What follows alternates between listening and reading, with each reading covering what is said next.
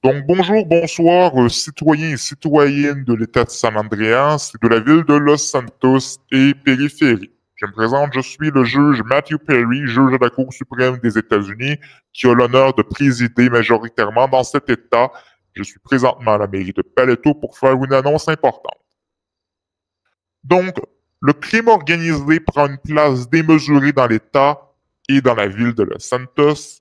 Et il devient nécessaire pour assurer la sécurité des citoyens, l'ordre public et la protection des forces de l'ordre de renforcer l'arsenal juridique contre ces criminels en bande organisée qui causent une série de crimes importants dans l'État.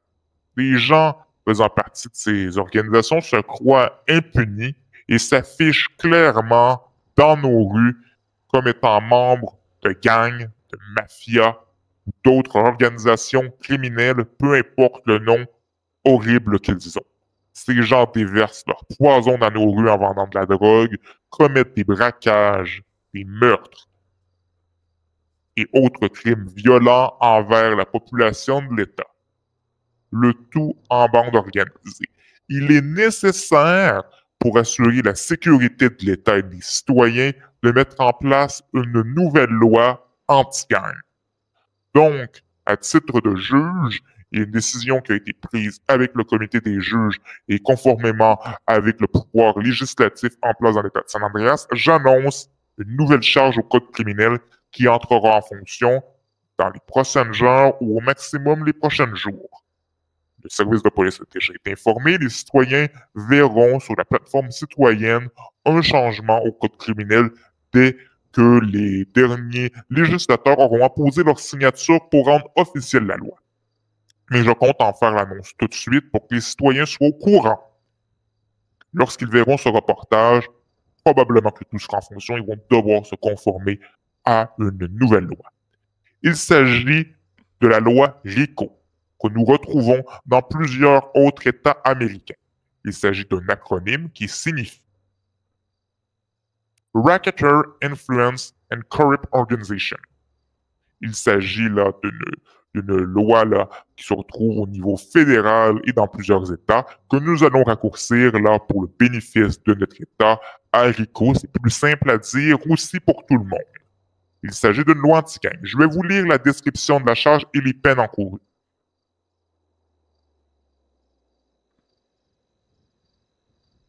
Donc, il est punissable par la loi d'appartenir par affiliation à une organisation criminelle qui est reconnue pour commettre des crimes de plus de 50 mois de peine maximale. L'affiliation doit être prouvée.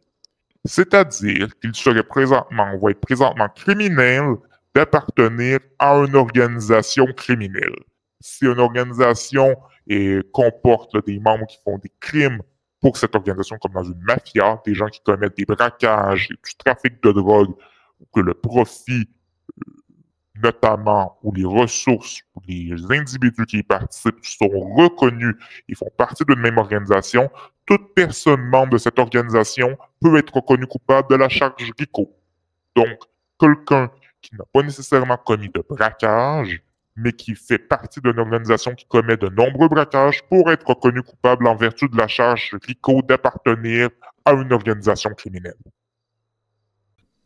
Donc, toute personne qui sera reconnue coupable d'appartenir à une organisation criminelle qui est reconnue pour commettre des crimes graves fera face à la sanction suivante. 120 mois de prison et 8 000 $ d'amende. Cette peine dissuasive va clairement s'adresser aux membres de gangs, notamment aux têtes dirigeantes de gangs qui ne commettraient pas eux-mêmes les crimes sur le terrain et qui essayaient de rester les mains propres derrière des portes closes.